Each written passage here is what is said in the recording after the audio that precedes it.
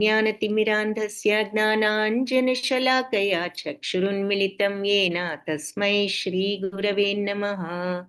नमो ॐ विष्णुपदाय कृष्णप्रेष्ठाय भूतले श्रीमते भक्तिवेदान्त स्वामिन्यिति नामिने।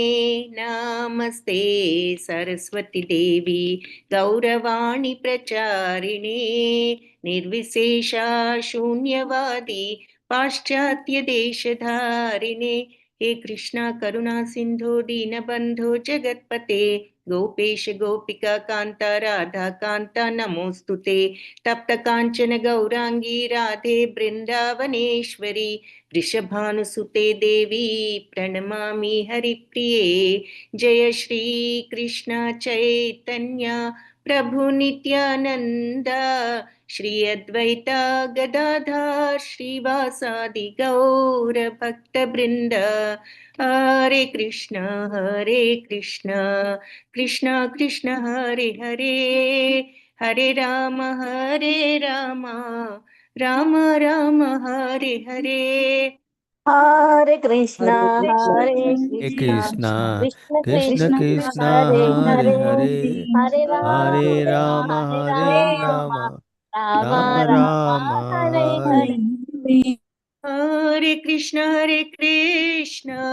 कृष्ण कृष्ण हरे हरे, हरे राम राम राम हरे हरे। हरे कृष्णा हरे कृष्ण कृष्ण हरे हरे, हरे हरे राम हरे हरे राम हरे राम राम राम हरे हरे। హరే. సో అవుతుంది హరే విశ్వరూప కృష్ణ. సందర్శన యోగము చూడబోతున్నాము. అనంతమైన దేవదేవుడి విభూతుల్లో కొన్నిటిని తెలుసుకోవడం ద్వారా పరమాత్ముని ఉనికి స్పష్టమవుతుంది. Nagaraj Prabhuji very good. విశ్వంలో ఉన్న ప్రతి అణువులోనూ భగవంతుడు ఉన్నారు. Ghantasala Janaki Mataji very good. So చివరికి ఏమన్నారు, యద్యద్ మరి ఎక్కడెక్కడ ఏ ఏ మీరు విభూతులు చూసినా సౌందర్యం చూసినా అవన్నీ కూడా నా యొక్క అంశే మమ తేజోంశ సంభవే, అంటే నా యొక్క తేజస్సు ద్వారానే సంభవించాయి.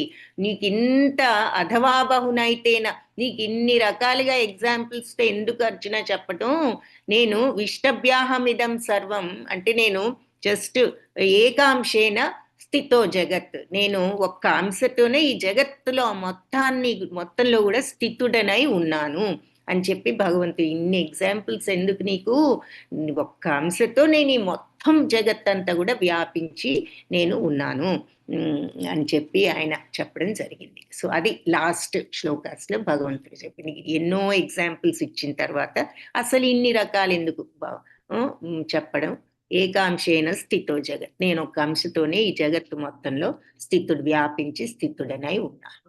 సో ఇక్కడ ఈరోజు విశ్వరూప సందర్శన యోగం. సో భగవంతుడు ఇలా మొత్తం విశ్వమంతట్లో కూడా తను ఉన్నట్లుగా ఆయన చెప్పారు కాబట్టి నెక్స్ట్ ఆ విశ్వరూపంలో నువ్వు ఎలా ఉన్నావు, మొత్తం నీలోనే ఉన్న విశ్వరూపం ఎలా ఉంటుంది అని చెప్పి అర్జునుడికి నెక్స్ట్ వచ్చిన సందేహం అదన్నమాట. సో ఏమంటున్నాడు అంటే అర్జునుడు, అర్జున ఉవాచ మదనుగ్రహాయ పరమం గుహ్యమధ్యాత్మ సంహితం యత్వయోక్తం వచస్తేన మోహోయం విగతో మమ. సో మదనుగ్రహాయ పరమం, నన్ను అనుగ్రహించటానికి అనుగ్రహించి ఈ పరమ గుహ్యం అధ్యాత్మ సంహితం, ఇంత రహస్యమైనటువంటి ఆధ్యాత్మిక జ్ఞానాన్ని నువ్వు అనుగ్రహించావు నాకు. యత్వయోక్తం వచస్తేన, ఈ మాటలన్నీ నీ వచనాలు విన్న తరువాత మోహోయం విగతో మమ, నా మోహం అంతా వదిలిపోయింది అంటున్నాడు అనమాట. వెళ్ళిపోయింది నా మోహం అంతా, పోయింది. నీవు దయతో నాకు చెప్పిన, నీ అనుగ్రహంతో నువ్వు నాకు చెప్పిన ఈ దివ్యమైనటువంటి రహస్య జ్ఞానం విన్న తర్వాత, ఆధ్యాత్మిక జ్ఞానం, నా మోహం అంతా కూడా తొలగిపోయింది.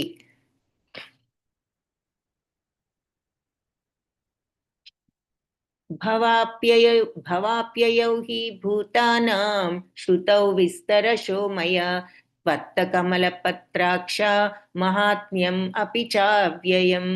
సో కమలపత్రాక్ష అంటూ భగవంతుని సంబోధిస్తూ మరి అన్ని జీవుల జనన మరణాల గురించి ఇప్పుడు నువ్వు వివరంగా చెప్పావు. భవ అప్యయం అంటే జననము మరణము కూడా నిశ్చయంగా, భూతానం అన్ని జీవరాశుల జనన మరణాలు కూడా నిశ్చయంగా శృతౌ విస్తరశో మయ, నేను చాలా విస్తారంగా విన్నాను. ఇప్పుడు నేను త్వత్త నీ నుండి కమలపత్రాక్ష నువ్వు చెప్పావు అన్ని జీవుల జనన మరణాల గురించి వివరం నాకు ఇప్పుడు. మహాత్మ్యం అపిచ అవ్యయం, నీ మహిమలు తర్వాత అవ్యయమైనటువంటి అంటే నా అక్షయం అంటే నాశనం లేనటువంటి నీ మహిమలు కూడా నేను గుర్తించాను. అన్ని జీవుల జనన మరణాల గురించి వివరంగా విన్నాను నీ నుండి, అలాగే నీ మహత్యాలను కూడా నేను గుర్తించాను. ఏవమేతద్యథాతత్వం ఆత్మానం పరమేశ్వర ద్రష్టుమిచ్చామి తే రూపం ఐశ్వరం పురుషోత్తమ.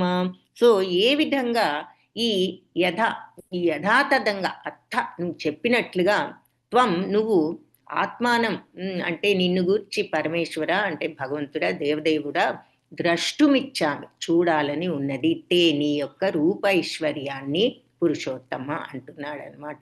సో పురుషోత్తమ పరమేశ్వర అంటూ సంబోధిస్తూ నీవు ఇప్పుడు వర్ణించావు కదా ఈ విశ్వరూపం గురించి. నువ్వు ఏ విధంగా ఈ విశ్వరూపంలో నువ్వు ఉన్నావో నాకు చూడాలని కోరిక. ద్రష్టుం ఇచ్చామి, నిన్న అలా చూడాలని ఉంది. నువ్వు నీ నిజ రూపంతో నా ముందు అంటే ఆయన ఉన్నా కూడా ఆ విశ్వరూపంలో నువ్వు ఎలా ఉన్నావో నాకు చూడాలని కోరికగా ఉన్నది, ఆ రూపాన్ని దర్శించాలని నాకు కోరికగా ఉన్నది అని అర్జునుడు అడగడం జరిగింది. సో అర్జునుడు ఏమంటున్నాడు అంటే అర్జునుడు అర్జునుడు ఏమైనా గొప్పవాడిని అనుకుని అడుగుతున్నాడా? ఎందుకు అడిగాడు? నేనేదో గొప్ప భక్తుణ్ణి లేదా నేను చాలా క్లోజ్ ఫ్రెండ్ని కాబట్టి నాకు చూపించవచ్చు అనే ఫీలింగ్తో అడుగుతున్నాడా? ఎందుకు అడుగుతున్నాడు? ఆన్సర్ చెప్పగలిగితే చాట్ బాక్స్లో చెప్పండి, పెట్టండి. రాజేశ్వరి మాతాజీ ఇందాక నా వైభవం గురించి ఏమని తెలియజేయగలను, కావున ఆయనదే మనస్సును నిలిపిన వాళ్ళు నన్నే చేరుకుంటారు. నిన్న చాప్టర్లో స్పెసిఫిక్గా లాస్ట్లో చెప్పిన పాయింట్ ఏమో ఒక్క అంశతోనే నేను జగత్తంతా వ్యాపించాను అని అన్నారు. కాబట్టి ఏ విధంగా నువ్వు ఈ జగత్తంతా వ్యాపించి ఉంటావో ఆ రూపం ఎలా ఉంటుంది, మొత్తం విశ్వమంతా వ్యాపించిన నీ రూపం ఎలా ఉంటుంది అని అర్జునుడికి ఇప్పుడు అడుగుతున్నాడు అనమాట. నాకు చూడాలని కోరికగా ఉన్నది అన్నాడు. సో అర్జునుడు ఎందుకు అడిగాడు ఈ ప్రశ్న? నేనేదో గొప్పవాడిని, గొప్ప భక్తుణ్ణి, నేను చాలా క్లోజ్ ఫ్రెండ్ని కాబట్టి చూడొచ్చు అనుకుని అడిగాడా? దేనికి అడిగాడు? ఎవరైనా ఆన్సర్ చెప్పగలిగితే చాట్ బాక్స్లో టైప్ చేయండి, చూద్దాం.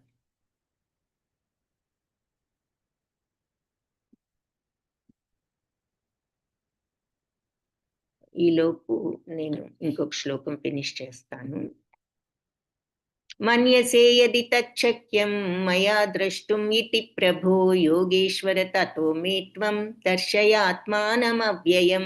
మన్యసే యది తచ్చక్యం, నువ్వు గనక అనుకుంటే అది సాధ్యమని, ఏమని? మయ నా వల్ల సాధ్యపడుతుంది అని నువ్వు అనుకుంటే, ఏది విశ్వరూపం చూడడం నా వల్ల సాధ్యపడుతుందని నువ్వు అనుకుంటే ద్రష్టుం ఇతి ప్రభో, నువ్వు నాకది చూపించు యోగీశ్వర అంటూ భగవంతుని సంబోధిస్తూ తతో మే త్వం, అప్పుడు మే నాకు, త్వం నువ్వు, దర్శయాత్మన్ అవ్యయం. సో ఈ నువ్వు దర్శనం నీ యొక్క అవ్యయమైన నిన్ను, ఆత్మానం అంటే ఆయన ఆత్మానం అంటే నువ్వు అని, నీ యొక్క దర్శనాన్ని, అవ్యయమైనటువంటి ఆ రూపాన్ని నాకు, అపరిమితమైన విశ్వరూపాన్ని నాకు చూపించు అంటున్నారు.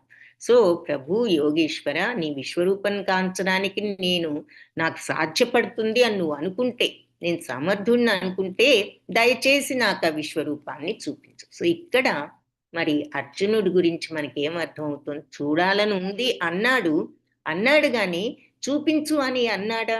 చూడాలని ఉంది. నీకు గనక నేను చూడగలిగే సమర్థత నాకున్నది అని నువ్వు అనుకుంటే చూపించు. చివరికి అదనమాట భక్తుడికైనా మరి శిష్యుడికైనా ఉండవలసిన లక్షణం. నాకు కావాలి ఇవ్వండి అని అనకుండా, కోరిక ఉన్నది కానీ మీకు నేను సమర్థుణ్ణి అనిపిస్తేనే మీరు ఇవ్వండి అనే మాట వాడారు. Okay.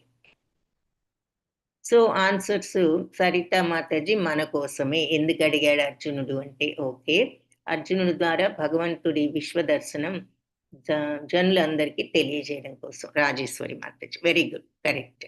So correct answer, excellent. So ఇక్కడ అందుకని అర్జునుడు ఎందుకు అడిగాడు, ఆయనకు ఏమిటి అసలు నిజంగా ఈయన దేవుడైనా అంతటా వ్యాపించి ఉన్నాడనే సందేహమా? కాదు. నేనేదో గొప్ప భక్తుణ్ణి స్నేహితుడినన్నా కాదు. ఎందుకంటే ముందు ముందు మనబోటి వాళ్ళందరికీ కూడా నమ్మకం కలిగించడానికి, భగవంతుడని తెలియజేయటానికి అడిగాడు అని చెప్పి చెప్తున్నాడు. సో నువ్వు నాకు సాధ్యపడుతుంది అనుకుంటేనే చూపించు, నేను చూడగల సమర్థత నాకు ఉందనుకుంటేనే చూపించు అని చెప్పి అడగడం జరిగింది. అప్పుడు భగవంతుడు శ్రీ భగవానువాచ శతశోధ పశ్యమే పార్థరూపాణి శతశోధ సహస్రశః నానావిధాని దివ్యాని నానావర్ణాకృతిని చ.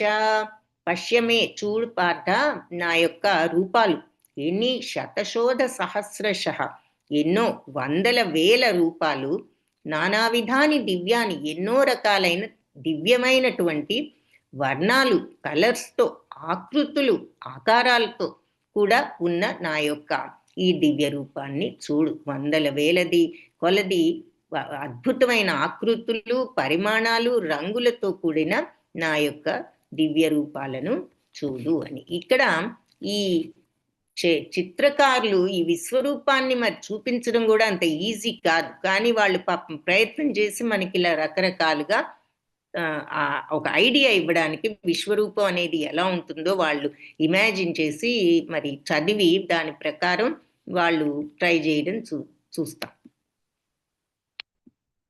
ప్రపంచం మొత్తం తనలో ఇముడ్చుకున్న భగవంతుడి రూపం అంత ఈజీగా మరి మనం ఇమాజిన్ చేసుకోవడం కూడా కష్టమే.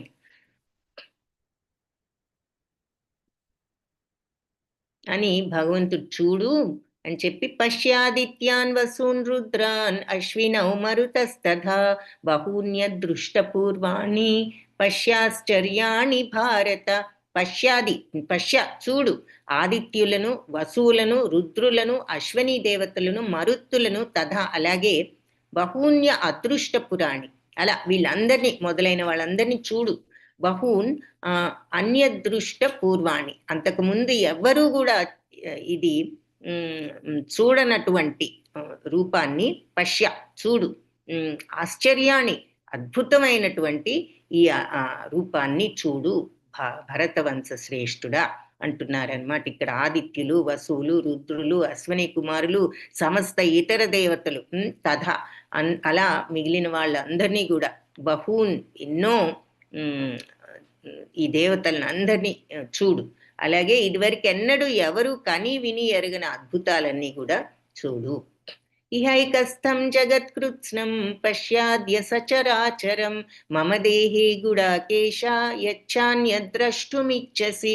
ఇహైకస్థం జగత్కృత్స్నం, ఇక్కడ ఒకే చోట జగత్తు మొత్తాన్ని, సర్వ జగత్తుని పశ్య చూడు. ఆద్య అంటే ఒక్కసారిగా, స చరాచర అంటే కదిలేవి కదలనివి అన్నిటినీ ఒక్కసారిగా చూడు. చరాచర అంటే స్థావర జంగాలని కూడా అంటారని చెప్పుకున్నాం కదా. స్థావరాలంటే కదలనివి, జంగాలంటే కదిలేవి. చర అంటే కదిలేవి, అచర అంటే కదలనివి.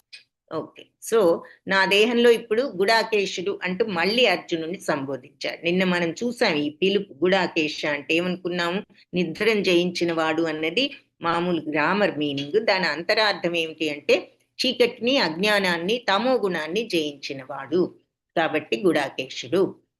మమ దేహే, నా దేహంలో మొత్తం జగత్తంతా కూడా నువ్వు కదలని అన్ని చూడు. యచ్చాన్య మరి ఇక ఏది కూడా నువ్వు చూడాలనుకున్నది అన్నీ కూడా ద్రష్టం ఇచ్చసి, ఇక్కడ నువ్వు చూడాలనుకున్నవన్నీ కూడా నువ్వు చూడవచ్చు అని చెప్పి చెప్తున్నారు.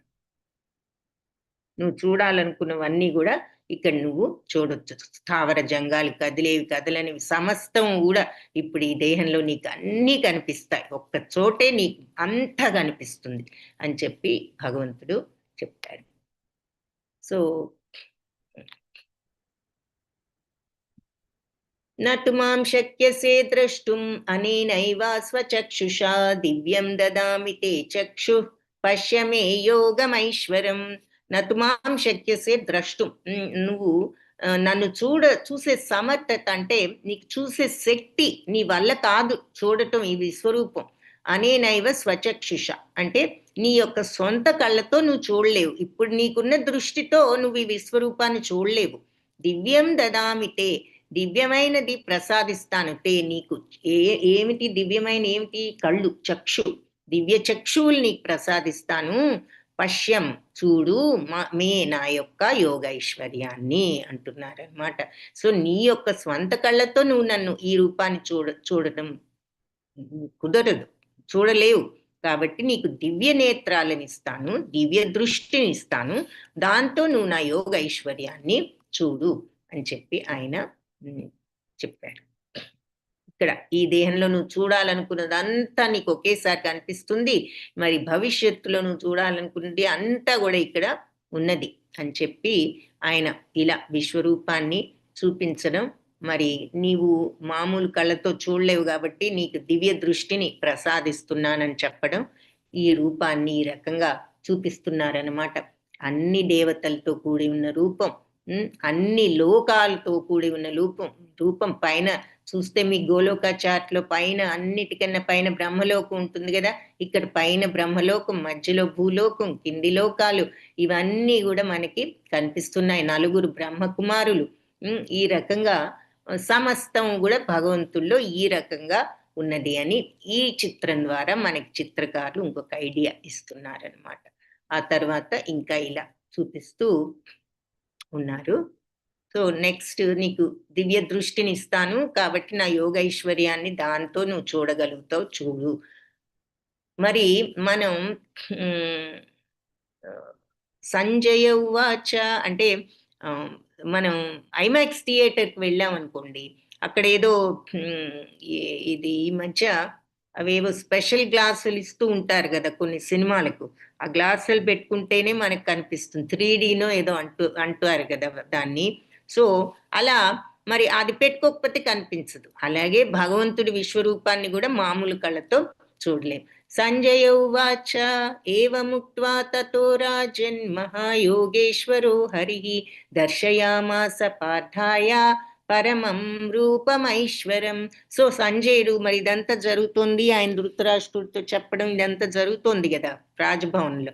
సో సంజయుడు చెప్తున్నాడు ఏవముక్త్వ, ఈ రకంగా పలికి, తతో ఆ తరువాత ఓ రాజా అంటూ ధృతరాష్ట్రుని సంబోధిస్తూ మహాయోగీశ్వరో హరి, మహాయోగీశ్వరుడైన హరి దర్శయాం ఆశ పార్థాయ అంటే చూపించాడు అర్జునుడికి, పార్థుడికి పరమం రూపమైశ్వర్యం, ఆయన దివ్యమైన రూపైశ్వర్యాన్ని ఈ రకంగా పలికి అర్జునుడికి భగవంతుడు హరి చూపించాడు. అది ఎలా ఉన్నదో కూడా సంజయుడు వర్ణిస్తున్నాడు. అనేక వక్త్రనయనం అనేక అద్భుత దర్శనం అనేక దివ్యాభరణం దివ్యానేకోద్యతాయుధం దివ్యమాల్యాంబరాధరం దివ్యగంధానులేపనం సర్వాశ్చర్యమయం దేవం అనంతం విశ్వతోముఖం. అనేక వక్త్రాలు అంటే అనేక ముఖాలు, అలాగే అనేక నయనాలు, కళ్ళు, అనేక అద్భుత దర్శనాలు, అలా అంటే ఎన్నో అద్భుతమైన దృశ్యాలు కనపడుతున్నాయి అన్నమాట. మరి లోకాలన్నీ కనిపిస్తున్నాయి కదా. అనేక దివ్యమైన ఆభరణాలు, దివ్యానేకోద్యతాయుధం దివ్యమైన ఎక్కుపెట్టబడిన ఆయుధాలు, దివ్యమాల్యాంబరాధరం దివ్యమాలలు, అంబరధరం అంటే మరి దివ్యమాలలు వస్త్రాలు ధరించి దివ్య గంధానులేపనం దివ్య సుగంధాలను పూసుకొని సర్వాశ్చర్యమయంగా దేవం అనంతంగా అంటే అంతు లేకుండా ఉన్నారట. విశ్వతోముఖం, విశ్వమంతా వ్యాపించిన ఆ విశ్వరూపం అలా ఉన్నది అని చెప్పి ఎంతో అందంగా అద్భుతంగా ఇక్కడ ఆ విశ్వరూపాన్ని వర్ణించాడు. సో అర్జునుడు విశ్వరూపంలో అనంత సంఖ్యలో ముఖాలు, నేత్రాలు, అనేక వక్త్రాలు, నయనాలు, అద్భుత దర్శనాలు, అనేక దివ్యాభరణాలు, ఎక్కుపెట్టిన ఆయుధాలు, దివ్యమాలలు, దివ్య వస్త్రాలతో, దివ్య గంధాలు తో మరి సర్వాశ్చర్యమయంగా ఈ భగవంతుడు అనంతంగా విశ్వతోముఖంగా విరాజిల్లుతూ కనిపించాడు. అది ఇక్కడ చూపిస్తున్నారనమాట. ఈ భగవంతుణ్ణి ఈ రకంగా అర్జునుడు ఇలా చూస్తున్నాము. ఈ రకంగా మన విశ్వరూపాన్ని మళ్ళీ ఇంకొక రకంగా చూపిస్తున్నారు. ఆ తర్వాత ఏం చెప్తున్నాడు, ఇంకా సంజయుడే వర్ణిస్తున్నాడు. దివి సూర్య సహస్రస్య భవేద్యుగపదుద్ధిత యది భాసదృశీ సా స్యాద్ భాసస్తస్య మహాత్మనః. సో దివి ఆకాశంలో గనక సూర్య సహస్ర 1000 మంది సూర్యులు భవేత్ ఉన్నట్లయితే యుగపత్ ఒకేసారి 1000 మంది సూర్యులు ఉన్నట్లయితే ఉద్ధితాయది ఒకవేళ 1000 మంది సూర్యులు ఉండి ఒకేసారి ఉదయించినట్లయితే ఆకాశంలో యదిభ ఆ కాంతి సదృశి ఈ కాంతికి సమమైనది. అది కూడా సా అది స్యా అంటే కావచ్చు. 1000 మంది సూర్యులు ఆకాశంలో ఉండి ఒకేసారి ఉదయిస్తే వచ్చే ఆ కాంతి ఏమైనా ఈ కాంతితో సమానం అవ్వచ్చు అంటున్నారు. అవుతుంది అని కూడా అనట్లా. మేబీ ఆ కాంతి ఈ కాంతికి సరిపోతుందేమో అంటున్నారనమాట. భాష అంటే తేజస్సు తస్య అతని యొక్క ఆ మహాపురుషుడు మహాత్మన ఆ మహాత్ముడి తేజస్సు ఎంతటి తేజస్సుగా ఉన్నది అంటే ఆకాశంలో 1000 మంది సూర్యులు ఒకేసారి ఉదయిస్తే ఎంత కాంతిగా ఉంటుందో అంతటి కాంతితో ఈ మహాత్ముడి యొక్క తేజస్సు వెలిగిపోతుంది అని చెప్పి సంజయుడు వర్ణించాడు. సో మనకి ఇక ఊహించుకోవడానికి అందుకని ఒక్క సూర్యుడినే మనం ఎక్కువసేపు చూస్తే కళ్ళు ఎఫెక్ట్ అవుతాయంటారు. అందుకే భగవంతుడు మరి 1000 సూర్యుల వెలుగు కూడా చాలుతుందో లేదో అనుకున్నప్పుడు అంత వెలుగుని మనం మామూలు కళ్ళతో ఎలా చూడగలం? అందుకనే అర్జునుడికి ఆ దివ్య దృష్టినివ్వడం జరిగింది. సో అది ఇక్కడ చెప్తున్నారనమాట ఆ శ్లోకం. ఒక్కసారి 1000 మంది ఉదయిస్తే సూర్యులు ఎంత వెలుగు ఉంటుందో ఈ మహాత్ముడి వెలుగు అదేమైనా సరిపోలుతుందేమో. తత్రైకస్థం జగత్కృత్స్నం ప్రవిభక్తం అనేకధా అపశ్యద్దేవదేవస్య శరీరే పాండవస్తదా. ఆ తత్రైకస్థం అక్కడ ఒకే చోట, ఏకస్థం అంటే ఒకే చోట, జగత్కృత్స్నం జగత్ మొత్తం కూడా సర్వ జగత్తు ప్రవిభక్తం విభజింపబడింది. ఏది అనేకద ఎన్నో రకాలుగా విభజింపబడిన ఈ సమస్త జగత్తు అంటే విభజింపబడటం అంటే మరి లోకాలు ఉన్నాయి కదా, జగత్తంతా ఒకటే లోకం కాదు కదా, రకరకాల లోకాలు ఇవన్నీ ఉన్నాయి జగత్తులో. కాబట్టి ఇలా విభజింపబడ్డ సమస్త విశ్వము కూడా మరి ఒకే చోట అనేకధ అంటే ఎన్నో రకాలుగా అపశ్యత్ చూశాడట. దేవదేవస్య భగవంతుడి శరీరంలో దేవదేవస్య శరీరం ఆయన శరీరంలో ఎన్నో రకాలుగా విభజించబడ్డ ఈ మొత్తం జగత్తుని ఈ పాండవస్తదా ఈ పాండవుడు అప్పుడు భగవంతుడి శరీరంలో ఇదంతా కూడా చూశాడు. ఆ సమయంలో అర్జునుడు బహువేల సంఖ్యలో విభజింపబడి ఉన్నా ఒకే చోట ఉన్న ఈ విశ్వాన్ని అనంత రూపాన్ని ఆ విశ్వం యొక్క అనంత రూపాలను భగవంతుడి విశ్వరూపంలో కాంచెను. అంటే ఇది మనం చెప్పుకున్న ఎగ్జాంపుల్ ఏమిటంటే ఇలా రకరకాల ప్రదేశాలు ఉన్నాయి కదా, చూస్తున్నాం ఇక్కడ ఎన్నో లోకాలు ఇవన్నీ కూడా మరి ఇక్కడ మనకు ఆ రకంగా చూపిస్తున్నారు. ఈ లోకాలని రకరకాల లోకాలు మరి ఇవన్నీ ఇక్కడ చూస్తున్నాం. చిత్రకారులు మళ్ళీ ఒక అద్భుతమైనటువంటి చిత్రంతో మనకు ఐడియా ఇవ్వడానికి ఈ డిఫరెంట్ లోకాలు ఇవన్నీ చూపిస్తూ మనకి చిత్రాన్ని పెట్టారు. సో ఎన్నో రకాలుగా విభజింపబడ్డది ఈ విశ్వం లోకాలుగా ఇలా, కానీ అవన్నీ కూడా ఒకే చోట ఈ అర్జునుడు భగవంతుడి మహాత్ముడైన భగవంతుడి శరీరంలో ఒక్క చోటే సమస్తాన్ని చూశాడు. ఇదంతా మరి సంజయుడు చెప్తున్నాడు కదా, చూసి ఏమైందట? తతస్స విస్మయావిష్టో హృష్టరోమా ధనంజయః ప్రణమ్య శిరసా దేవం కృతాంజలిరభాషత. అప్పుడు అతను విస్మయావిష్టుడైపోయాడు. ఆశ్చర్యపోయి నోట మాట రాలేదంటూ ఉంటాం చూసారా మనం.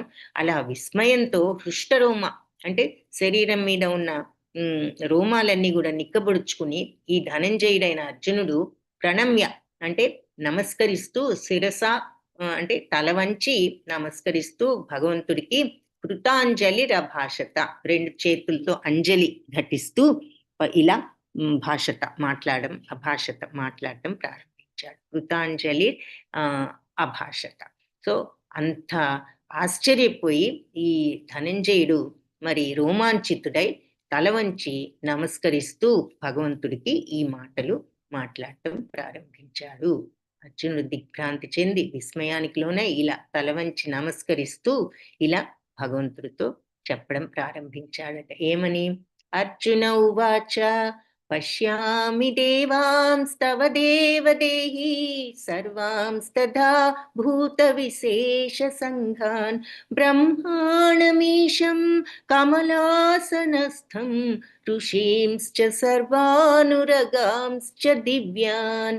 సో పశ్యామి చూస్తున్నాను దేవా తవ దేవదేహే నీ యొక్క దేహంలో శరీరంలో సర్వాంస్తథ అన్నిటినీ, అలాగే భూత విశేష సంఘాలు మరి అన్ని జీవరాశుల సముదాయాలు, ప్రాణుకోటి సముదాయాలు, బ్రహ్మాండమీశం కమలాసనస్థం కమలంలో ఉన్న బ్రహ్మదేవుణ్ణి ఈశ్వరుణ్ణి ఋషీంశ్చ అందరు ఋషులను సర్వానురగాంశ్చ దివ్య సర్పాలను అన్ని కూడా చూస్తున్నాను నీలో నేను అని చెప్పి ఇక్కడ అర్జునుడు అంటున్నాడు. మరి కమలంలో ఉన్న బ్రహ్మదేవుణ్ణి చూస్తున్నాం, మరి మిగతా ఋషులు వీళ్ళందరూ కూడా భగవంతుల్లో ఉన్నారు, నాకు కనిపిస్తున్నారు అని అతను అనడం జరిగింది. ఇంకా అనేక బాహూదర వక్త్ర నేత్రం పశ్యామి త్వాం సర్వతో అనంత రూపం నాంతం నా మధ్యం న పునస్తవాదిం పశ్యామి విశ్వేశ్వర విశ్వరూప. అనేక బాహువులు అంటే చేతులు, ఉదరాలు అంటే స్టమక్స్, అనేక వక్త్రాలు ముఖాలు, నేత్రాలు కళ్ళు, పశ్యామి చూస్తున్నాను త్వాం నిన్ను సర్వతో అనంత రూపం సర్వత్రా ఉన్నటువంటి ఈ అనంత రూపాన్ని, నా అంతం నా మధ్యం నా పున, దీనికి అంతం లేదు, మధ్య లేదు, బిగినింగ్ లేదు. పశ్యామి చూస్తున్నాను విశ్వేశ్వర విశ్వరూప అంటూ భగవంతుని సంబోధిస్తూ దీని బిగినింగ్ లేదు, బిగినింగ్ ఎక్కడో తెలియడం లేదు, మధ్య ఎక్కడో తెలియడం లేదు, అంతం ఎక్కడో తెలియడం లేదు. ఎందుకు? సర్వత్రా వ్యాపించి ఉన్నది నీ అనంత రూపం. మరి అంతా మొత్తం కంటి ముందు ఈ మొత్తం విశ్వం ఒక్కసారి చూస్తే మనకి ఏమర్థం అవుతుంది? ఇంకా అంతా కూడా ఎక్కడ బిగినింగో ఎక్కడ ఎండో ఏది మధ్యో నాకు తెలియడం లేదు.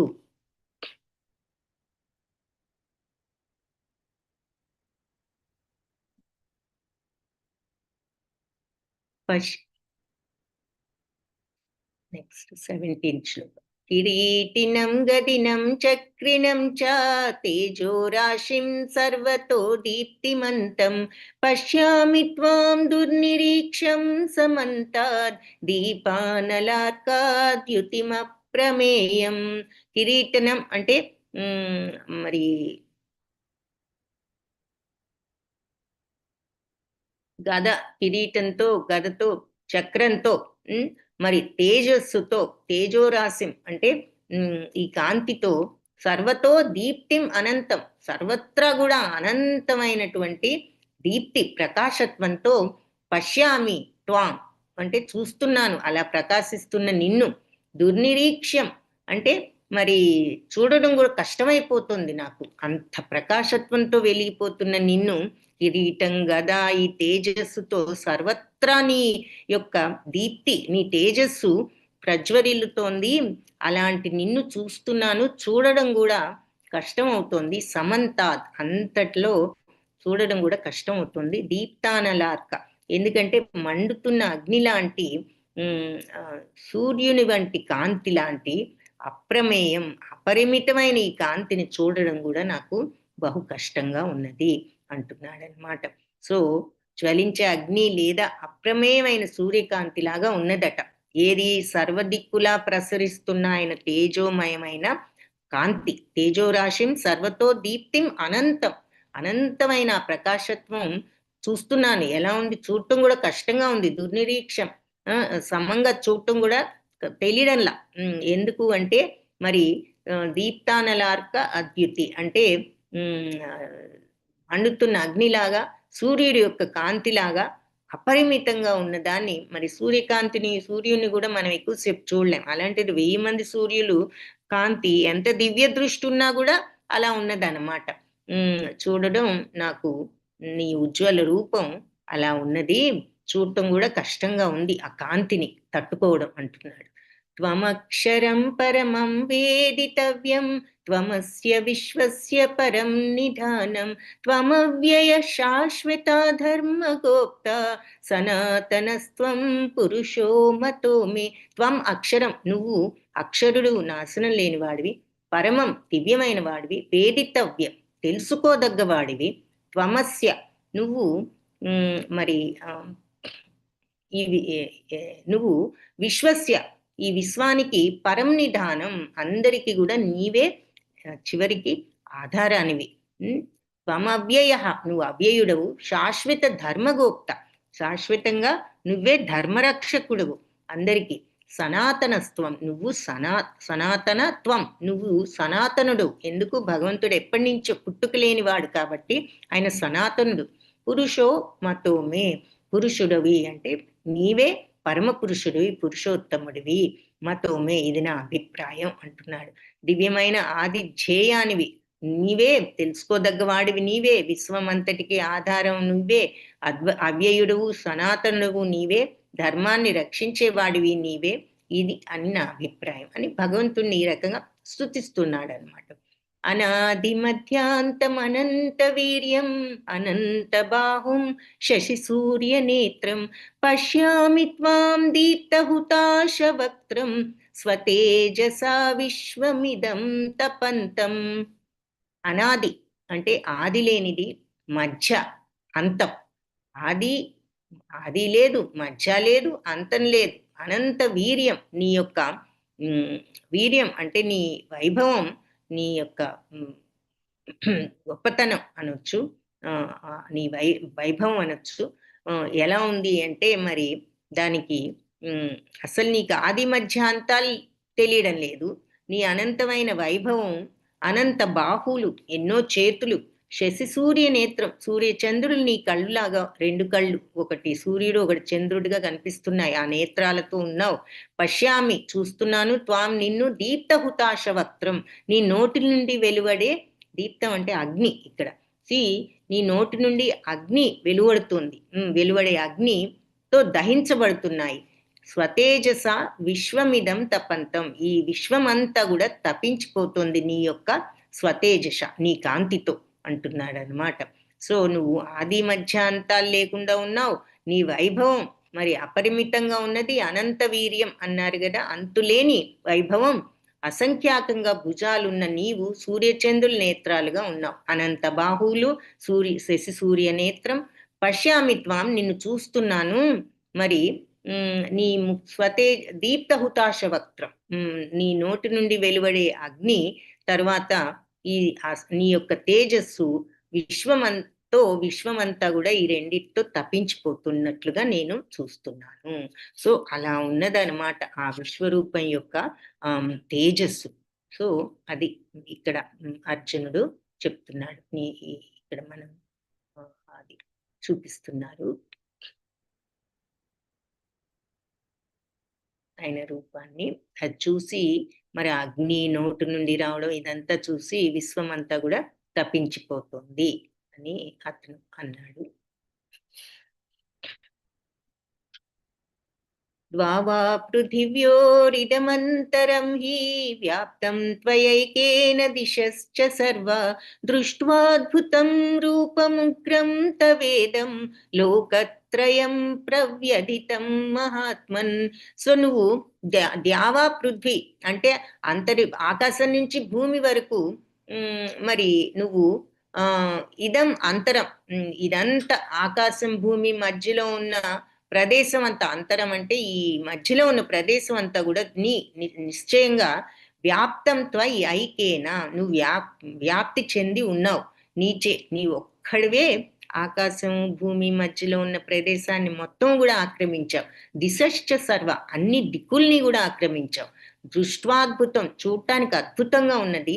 రూపం ఉగ్రం తవేదం, నీ ఉగ్రరూపం, అద్భుతమైన నీ ఉగ్రరూపం చూడటానికి మరి తవేదం అంటే నీ యొక్క ఈ ఉగ్రరూపాన్ని, అద్భుతంగా ఉన్నటువంటి నీ ఉగ్రరూపాన్ని చూసి లోకత్రయం, ముల్లోకాలు కూడా ప్రవ్యధితం, వ్యధ చెందుతున్నాయి మహాత్మా అంటున్నాడు అనమాట. సో నువ్వు ఒక్కడివే అయినా నువ్వు సమస్త ఆకాశము భూమి మధ్యలో ఉన్న ప్రదేశం అంతా కూడా వ్యాపించావు. మరి అంతే కదా, అంత పెద్దదైతే ఇంకా ఖాళీ స్థలం ఏముంది? ఆ స్థలం మొత్తం కూడా ఆ రూపం ఆక్రమించింది, అన్ని దిక్కులను ఆక్రమించింది. కాబట్టి ఇంత అద్భుతంగా ఉగ్రవంతంగా ఉన్న నీ రూపాన్ని చూసి ముల్లోకాలు కూడా కొంచెం వ్యధ చెందుతున్నాయి, అంటే భయపడుతున్నాయి, కలత చెందుతున్నాయి అంటున్నాడు మహాత్మ. అది కూడా నేను చూస్తున్నాను.